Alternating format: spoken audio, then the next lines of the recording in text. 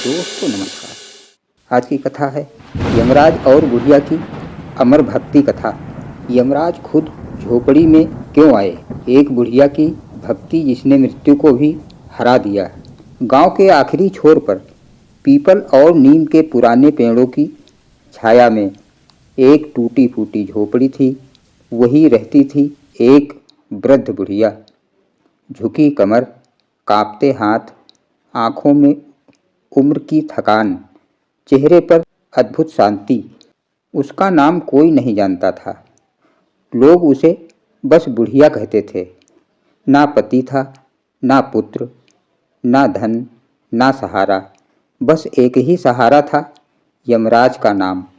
हर सुबह सूरज निकलने से पहले वो बुढ़िया अपने आंगन में मिट्टी का दिया जलाती और दोनों हाथ जोड़कर कहती, हे यमराज, हे यमराज महाराज, तुम धर्म के रक्षक हो, न्याय के स्वामी हो, मुझे कुछ मत देना।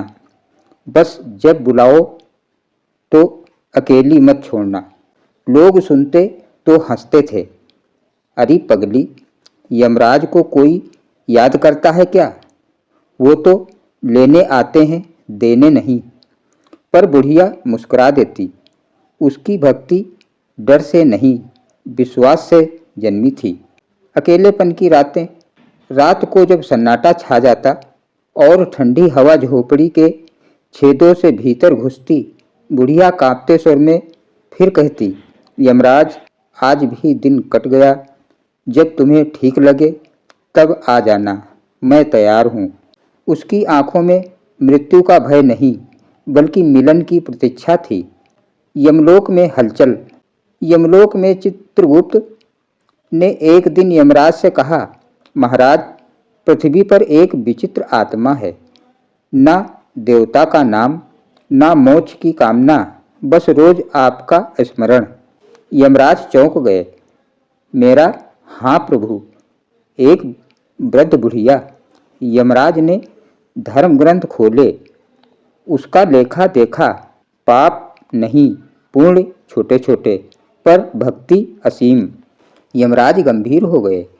एक दिन यमराज ने स्वयं निर्णय लिया, मैं ही देखूंगा ये कैसी भक्ति है जो मृत्यु से नहीं डरती, मुझसे प्रेम करती है। वे साधारण वृद्ध ब्राह्मण का देह धरकर धरती पर आए, झोपड़ी के सामने पहुंचे। दोपहर की धूप तेज थी। यमराज ने आवाज दी, माँ, कोई है? बाहर बुढ़िया आई। अतिथि को देखकर उसकी आंखें चमक उठी। आइए बाबा, गरीब का घर है, पर दिल से स्वागत है। अंदर बस एक चटाई, एक लोटा पानी और थोड़ी सूखी रोटी।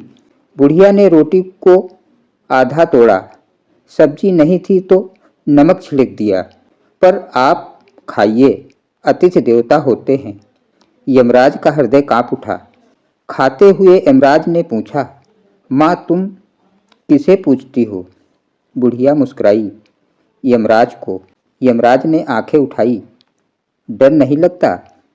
बुढ़िया बोली, डर तो उनसे लगता है जो धोखा दें।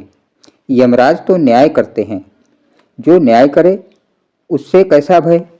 यमराज ने पूछा, कुछ मांगती नहीं? बुढ़िया ने सिर हिलाया। नहीं बाबा, मैंने जीवन में बहुत मांगा, सब छिन गया।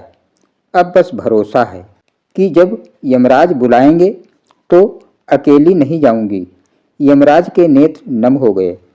अचानक झोपड़ी में हवा थम गई। दिया बिना हवा के जलने लगा।